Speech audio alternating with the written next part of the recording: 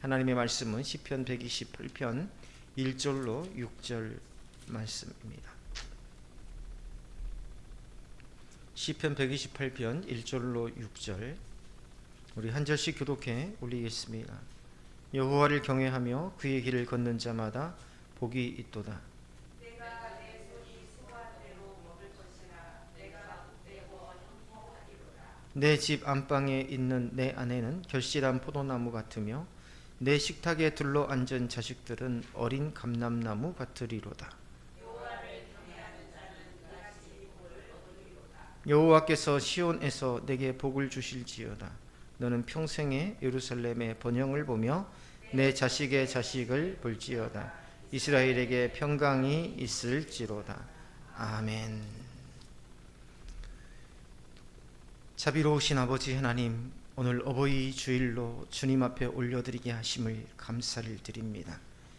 참으로 하나님께서 복의 통로를 통하여서 우리를 이 땅에 보내시고 하나님의 그 부르심 가운데에 주의 일을 감당할 수 있도록 인도하시며 하나님의 백성으로서의 정체성을 굳게 가지고 주님 우리의 삶을 통해 하나님의 뜻을 이루어갈 수 있도록 인도하시니 감사를 드립니다.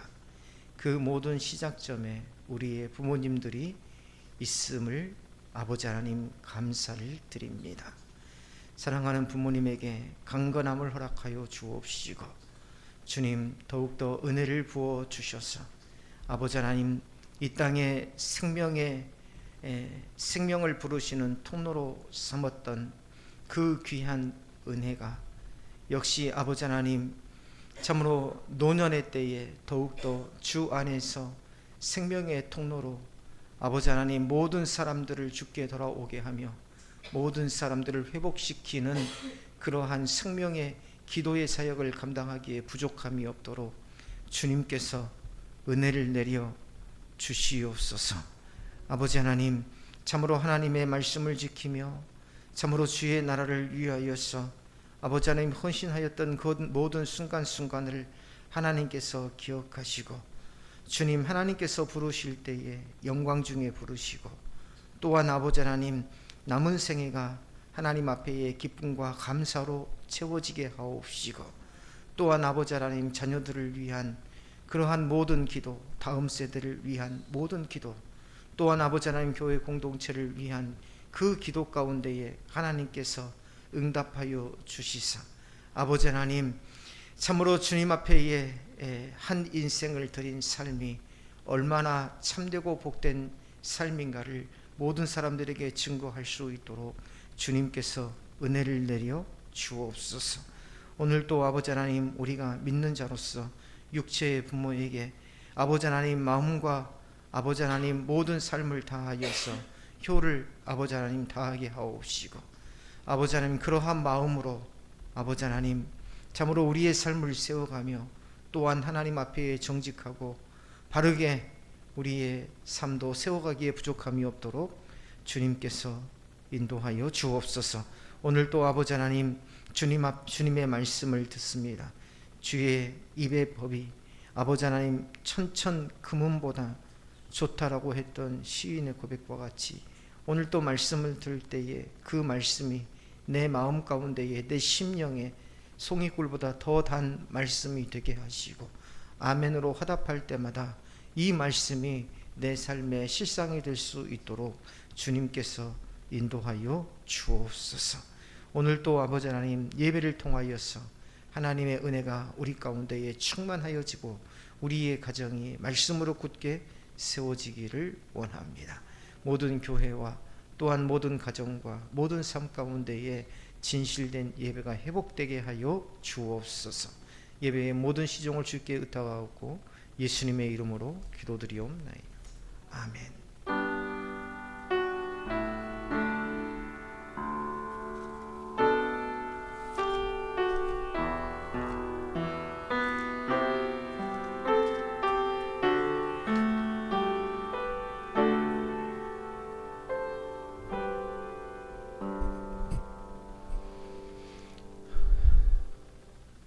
여호와를 경외하는 자마다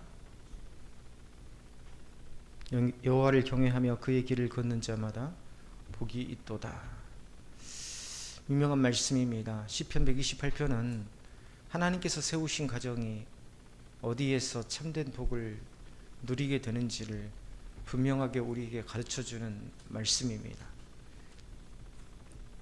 세상에서는 좋은 환경과 넉넉한 형편 그리고 안정된 조건이 가정을 행복하게 만든다고 말합니다. 우리는 그러한 가정을 세워가기 위해서 열심히 일하고 땀 흘리죠. 그러나 성경은 가정의 진정한 복이 외적인 조건에서 시작되지 않는다고 말씀하십니다. 하나님께서 말씀하신 복된 가정은 언제나 여호와를 경외하는 삶 위에서 세워진다고 오늘 성경에서 말씀하고 있습니다. 여호와를 경외한다는 것, 단순히 내가 예배를 참석하고 또 기도하고 성경을 읽는 그것만으로 하나님을 향한 경외가 완성되는 게 아닙니다. 물론 이러한 신앙의 행위들은 굉장히 중요합니다. 우리가 내적인 것만 중요하다고 생각해서는 안 됩니다. 주일 예배 빠지지 않고 참석하고 또 기도하고 성경을 읽는 것, 그러한 것들도 굉장히 중요합니다. 그러나 하나님께서는 외적인 형식보다 그 사람의 중심을 보시더라. 입술로는 하나님을 말하면서도 삶의 자리에서는 자신의 욕망과 세상의 기준을 따라 살아간다면 참된 경건이라고 할 수 없습니다. 성경이 말하는 하나님을 경외하는 것, 삶 전체가 하나님 앞에 놓여 있는 상태를 의미합니다.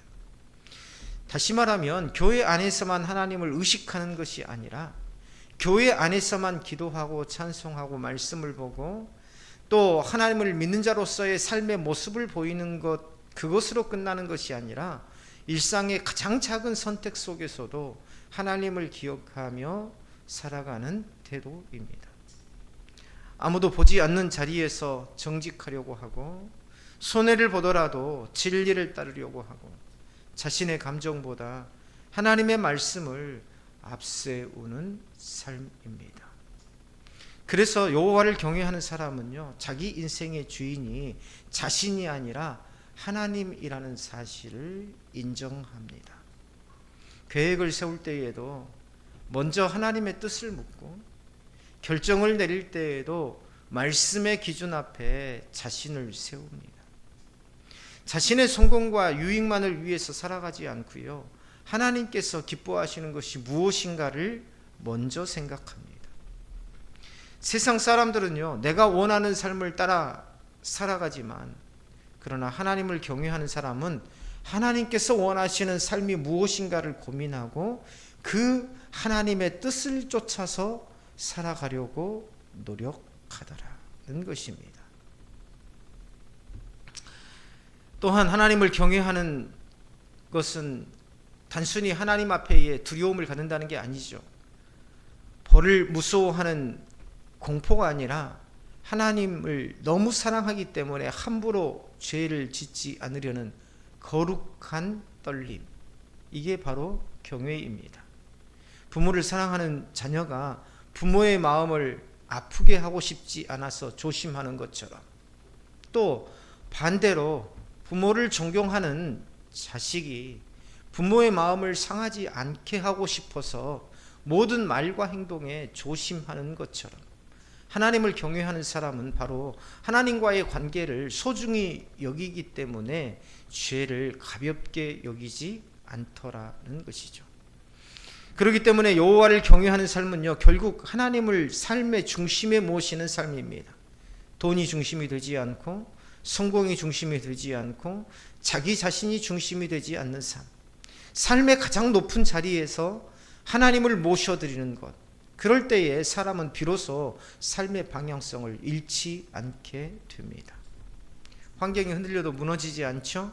고난 가운데서도 평안을 얻게 하십니다. 왜냐하면 그의 삶의 중심이 변하지 않으시는 하나님을 붙들고 있기 때문입니다.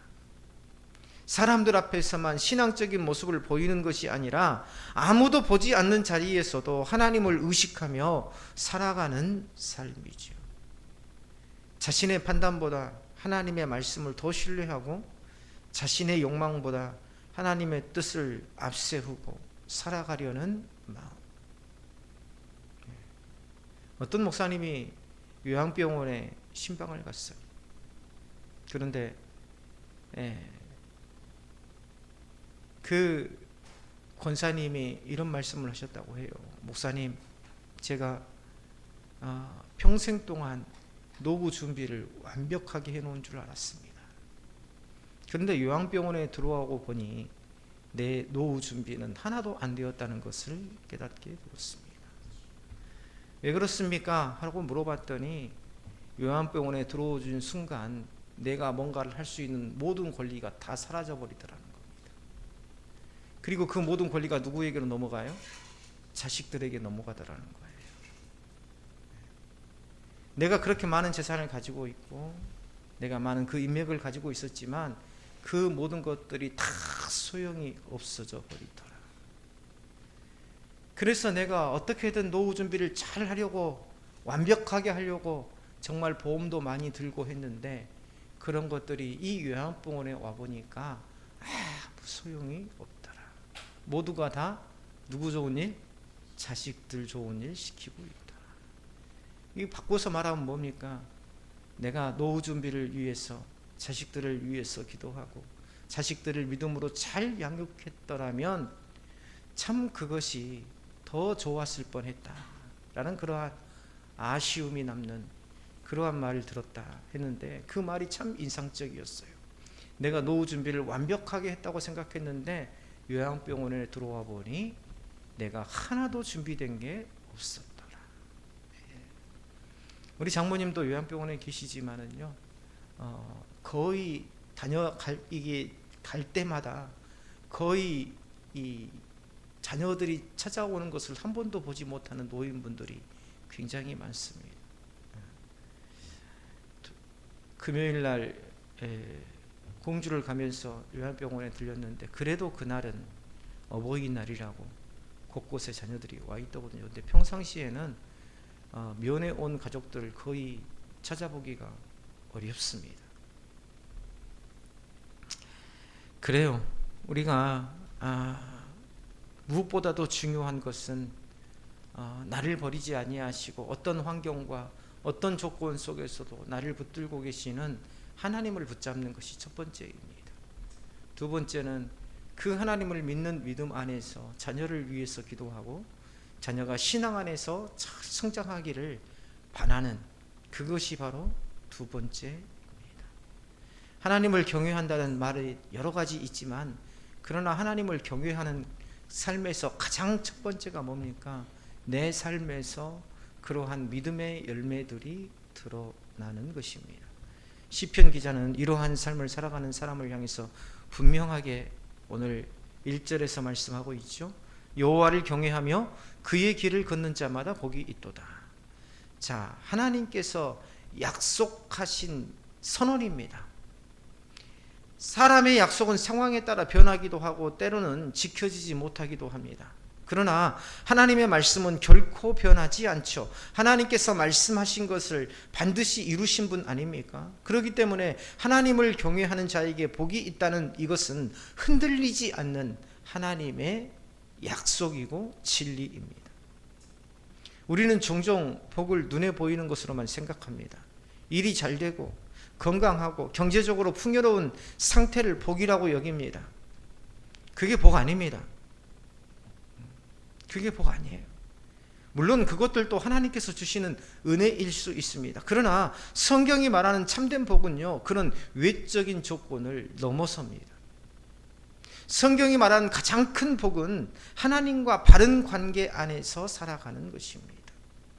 하나님과의 관계가 회복될 때 비로소 삶의 모든 영역에 제자리를 찾아가기 때문입니다. 사실 사람은요, 하나님 앞에서 스스로 의로워질 수 없는 존재입니다. 아무리 선하게 살려고 해도 죄의 문제를 해결할 수 없습니다. 그래서 인간에게 가장 필요한 것은 자신의 능력이 아니라 하나님의 긍휼입니다.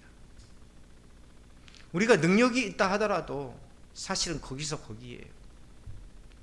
모두가 60이 되면은 그 능력이 평준화된다고 하죠. 70이 되면은 아무리 세상에 똑똑한 삶을 살았던 사람들도 70이 되면은요 다 거기서 고만고만. 그래서 그런 말도 있지 않습니까? 노인회관에 오면 모두가 다 똑같은 노인일 뿐이다. 어떻게 보면 자주 섞인 말 같지만, 그러나 아무리 세상에서 똑똑하고 아무리 권세가 있는 사람이라 할지라도 노인회관에 모이고 나면 모두가 다 똑같은 노인일 뿐이다.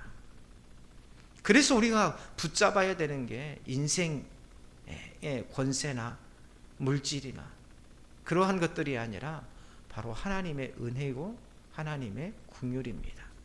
그래서 시편 103편은 아버지가 자식을 긍휼히 여긴 같이 여호와께서 자기를 경외하는 자를 긍휼히 여기신다라고 말씀하고 있습니다. 결국 하나님을 경외하는 자에게 임하는 가장 큰 복은 하나님의 긍휼입니다.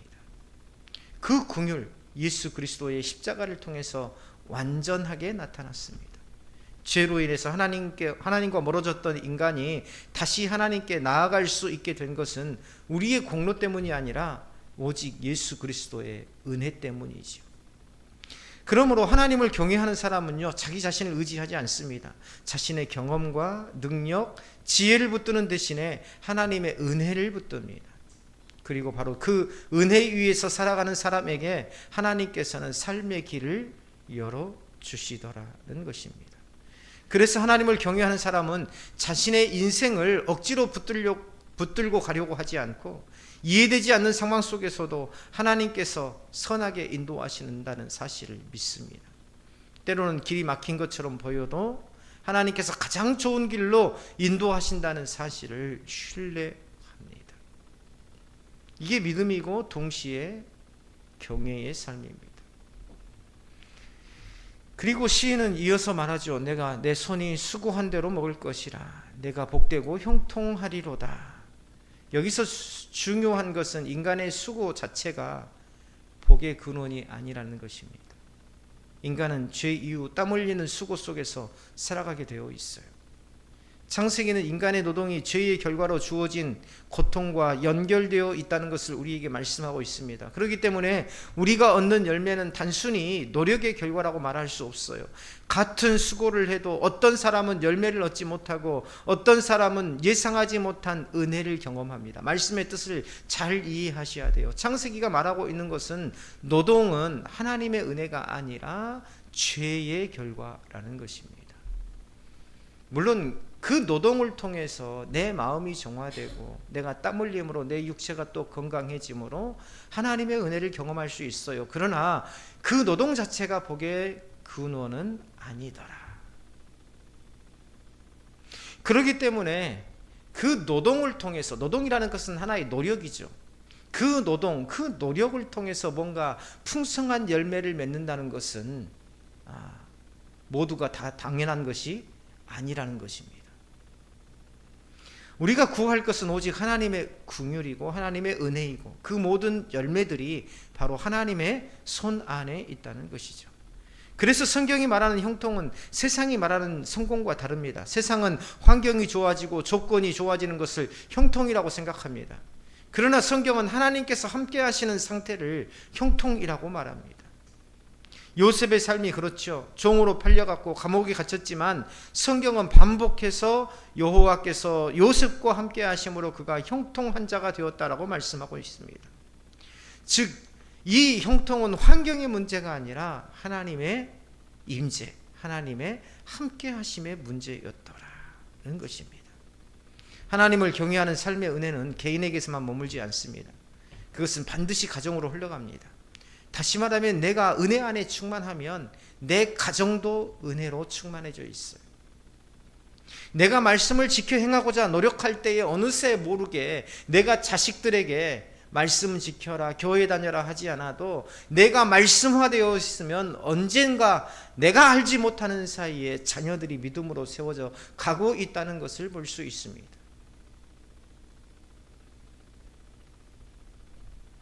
시인은 아내를 결실한 포도나무에 표현하고 자녀들을 어린 감람나무로 표현합니다. 포도나무는 풍성한 열매와 기쁨의 상징이죠. 그리고 감람나무는 오랜 시간 자라지만 한 번 뿌리 내리면 지속적으로 열매를 맺는 나무입니다.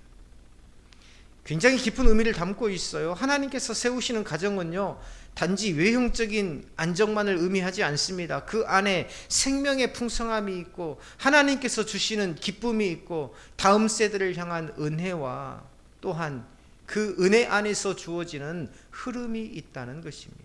특별히 시인은요, 시편에서 그 열매가 집 안방에서 맺어진다고 말합니다. 굉장히 중요하죠. 우리가 사람들이 방문했을 때에 안방을 문을 활짝 열어서 보여주는 사람이 있습니까?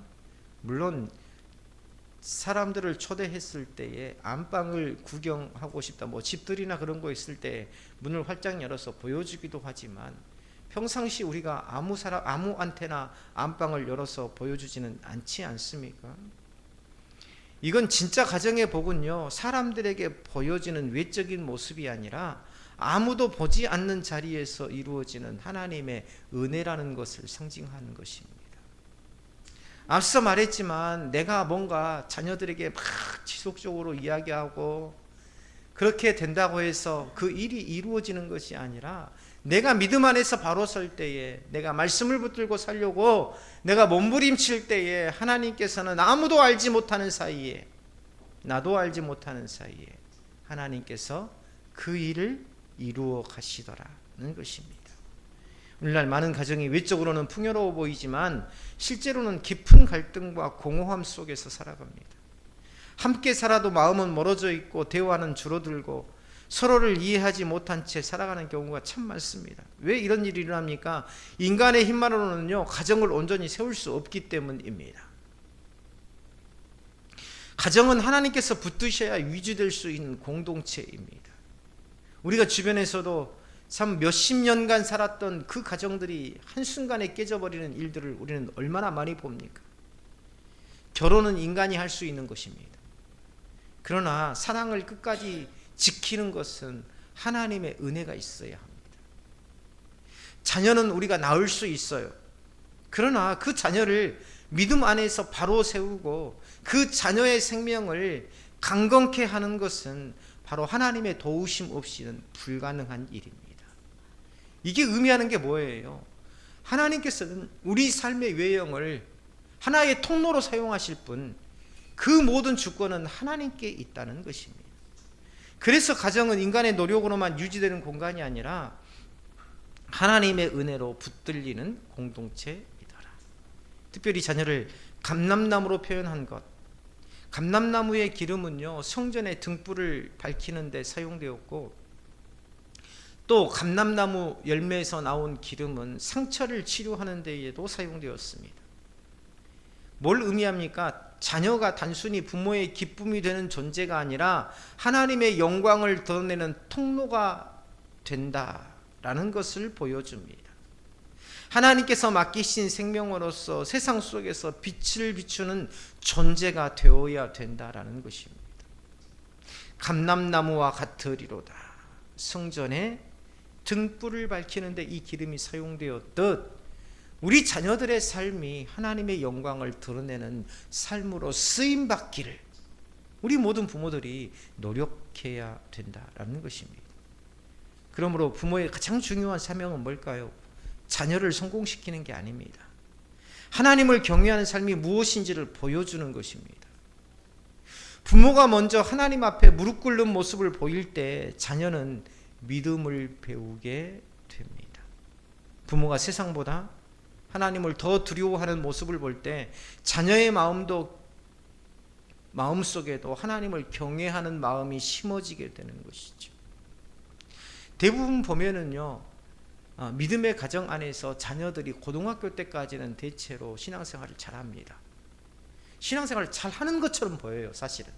왜냐하면 우리 아이들은요, 봉사도 잘하고 교회 공동체 안에서 활동도 많이 하고 또 예배도 안 빠지고. 그런데요, 진짜 신앙은요, 대학교 가면서부터 드러나기 시작합니다. 진짜 신앙의 아이의 진짜 신앙이 아니라, 제가 말하는 것은 아이의 진짜 신앙이 아니에요. 엄마 아빠의 진짜 신앙은 어디서부터 드러나요? 아이가 대학교에 들어가면서부터 시작된다.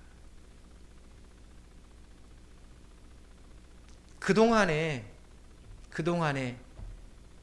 부모는요, 자녀를 통해서 자신의 믿음을 확인하려고 합니다. 우리 자녀가 예배 잘 참석해. 우리 자녀가 헌신을 많이 해요. 우리 자녀가 봉사를 많이 해요. 우리 자녀는 예배를 한 번도 빠지지 않았어.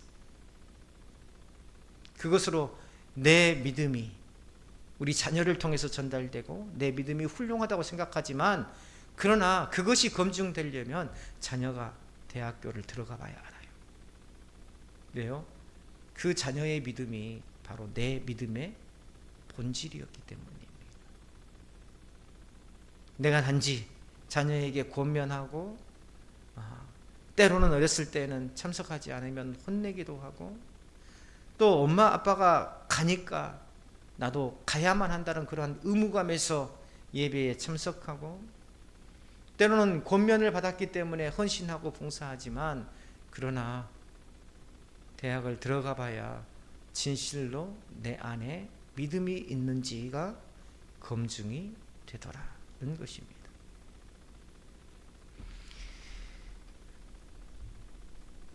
부모가 세상보다 하나님을 더 두려워하는 모습을 보일 때 자녀의 마음에도 하나님을 경외하는 마음이 심어지는 것입니다. 가르치는 자가 아니라 함께 가는 자가 되어야 돼요.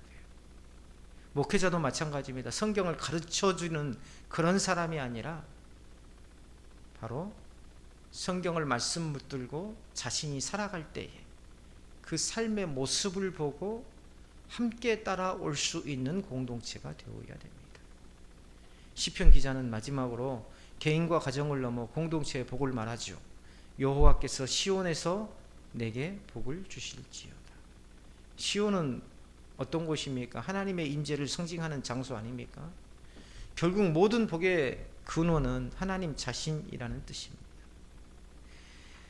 여호와께서 시온에서 내게 복을 주실 것이다. 하나님의 임재 가운데 하나님의 함께 하심이 바로 내가 원하던 바로 그 복이다 라고 말씀하고 있는 거예요. 예수님께서는 너희는 먼저 그의 나라와 그의 의를 구하라 라고 말씀하셨습니다. 하나님보다 앞서는 것이 많아질수록 우리의 삶은 흔들리게 됩니다. 그러나 하나님을 삶의 중심에 모실 때 비로소 삶의 질서가 회복되더라. 가정도 마찬가지예요. 하나님이 중심이 되는 가정, 완벽하지 않아도 무너지지 않습니다. 부족함이 있어도 은혜를 경험하게 됩니다. 내 자식의 자식을 볼지어다. 놀라운 축복의 은혜입니다. 내 자식이 자녀를 낳고 내 자식의 자녀가 자녀를 낳고, 이게 단지 그냥 우리 아이가 결혼했으니, 내가 결혼해서 자녀를 낳았고 우리 아이가 결혼해서 자녀를 낳았고, 그러한 어떤 육체적인 어떤 그러한 결과론적인 당연한 일입니까? 아니에요. 자식의 자식을 볼지어다. 이것은 하나님의 은혜가 대대로 하나님께서 부어주시는 복이 자손들 대대로 이어질 것을 말씀하신 것이죠. 오래 사는 것이 축복만을 의미하지 않습니다. 하나님 안에서 이어지는 생명의 흐름을 의미하는 것. 다시 말하면 내가 오랫동안 120살, 130살, 우리 때에는 100살까지가 기본 수명이라고 하죠. 그리고 우리 자식들 때에는 120살까지가 기본 수명이라고 합니다. 근데 오래 사는 게 복이 아니에요. 성경이 말하는 복은요, 내가 자손들에게, 내 자녀에게 믿음을 전해주고 우리 자녀들이 또 그들의 자녀들에게 믿음을 전해주고, 그럼으로써 하나님의 은혜 안에 하나님이 주시는 복을 자손 대대로 누리는 것이 바로 가장 큰 은혜요 복이다 라고 성경은 이야기하고 있는 것입니다. 결국 시편 128편은 우리에게 분명한 사실을 가르쳐 줍니다. 가정의 중심은 사람이 아니라 하나님이라는 사실입니다. 남편도 아니고 아내도 아니에요. 자식도 아닙니다. 가정의 중심은 하나님이세요. 어떤 것이 하나님의 뜻인지, 하나님을 경외하는 삶이 시작될 때 우리의 삶이 세워지고 가정이 견고해지고 또 자녀의 삶이 회복되는 것입니다. 그리고 그 은혜는 한 세대에서 끝나지 않고 다음 세대로 흘러갑니다. 이번 모임에서 이제 태어난 지 2달 된 아기가 왔어요. 우리 셋째 형님, 광양에 있는 형님의 딸이 결혼해서 아이를 낳아서 데리고 왔어요. 가족 예배가 끝나고 예배 전에 우리 이름이 아연이인데 아연이를 위해서 좀 기도해 줬으면 좋겠습니다. 그래서 예배가 끝나고요, 아이를 육형제들이 모였으니 뭡니까? 전부 다 할아버지들이잖아요. 그렇죠? 가운데다 탁 놓고 우리 조카 사위 머리에 손 얹고, 딸의 머리에 손을 얹고, 또 우리 셋째 형님 할아버지가 손을 얹고, 또 제가 손을 얹고, 우리 모든 할아버지들이 이렇게 손을 올려서 그 아이언이를 축복했습니다. 하나님께서 귀한 태를 통하여서 주신 이 아이의 인생이 하나님 앞에 은혜롭게 하시고, 세상이 그의 발 아래 모든 사람들이 그의 따르는 동역자가 되어서 이 아이의 인생이 하나님의 은혜 안에서 복을 받게 하시고 충만케 하옵소서. 참 얼마나 아름다운 모습이었는지 모릅니다. 이게 바로 하나님의 은혜와 복을 자손 대대로 물려주는 그러한 하나님께서 주신 또 다른 은혜가 아닌가. 그 길 위에서 우리의 가정은 하나님의 은혜를 담는 그릇이 되고 세상 가운데 복을 흘려보내는 통로로 세워지게 될 것이다. 여기에서 말씀에서 우리가 깨달을 건 뭡니까? 바로 나입니다. 내가 하나님 앞에 어떤 모습으로 세워져 있는가. 단지 내가 주일 예배 빠지지 않고 참석하고, 내가 기도하는 사람이고, 말씀을 보는 사람이고, 내가 믿음에 신실한 사람이라는 이 생각을 모두 지워버리세요. 내 삶의 열매가 무엇인지를 돌아보시길 바랍니다. 그리고 지금 내 믿음의 현 주소가 내 신앙생활의 외형이 아닌 내 내면에서 찾으시기를 바랍니다. 마치 씨가 없는 열매처럼 나만 즐겁고 나만 행복했던 신앙생활은 아니었는지, 아니면 내가 내 자녀에게, 내 후손들에게 건실하게 내가 믿는 하나님을 전할 수 있는 그런 삶을 살아왔는지, 지금도 늦지 않았습니다. 오늘 말씀 가운데 전하는 말씀, 가정이 믿음으로 세워지기 위해서, 또 자손이 하나님의 은혜 안에 있기 위해서 내가 지금이라도 진실된 믿음을 회복하고 하나님의 말씀을 붙들고 외형적인 그러한 껍데기만을 쫓아가는 그런 믿음이 아니라 내 삶이 예배자로서, 내 삶이 기도자로서, 내 삶이 말씀을 붙들고 어떻게든 살려고 몸부림치는 그러한 진실한 믿음의 사람으로서 세워질 때에 그 하나님께서 주시는 은혜가 시편 128편의 시인의 고백과 같이 내 노년, 내 마지막 때에 고백되어지는 기도와 찬송이 될 줄로 믿습니다. 기도하겠습니다. 자비로우신 아버지 하나님, 여호와를 경외하며 그의 길을 걷는 자마다 복이 있도다 라고 말씀하셨습니다. 주님, 참으로 우리가 외형만 쫓아갔던 그러한 신앙생활을 회개합니다. 주님, 우리가 참으로 모든 것들이 나로 인하여서 강건하여지고, 나로 인하여서 아버지 하나님 자녀들의 삶이 번성한다고 생각하였지만, 그러나 보이지 않는 곳에서 하나님께서 주권적인 능력과 권능으로 나를 인도하셨고, 내 가정을 세우셨고, 내 자녀의 삶을 지금도 주관하고 계심을 믿습니다. 주님, 내가 자식으로서 참으로 부모에게 대하였던 마음, 또 내가 부모로서 자식에게 대하였던 마음, 주님, 참으로 그 관계성을 잘 살펴 주님, 내가 하나님 앞에 어떤 마음으로 대해야 되는지, 또 하나님 앞에 얻은 은혜와 복을 내가 자녀들에게 어떻게 전해야 하는지.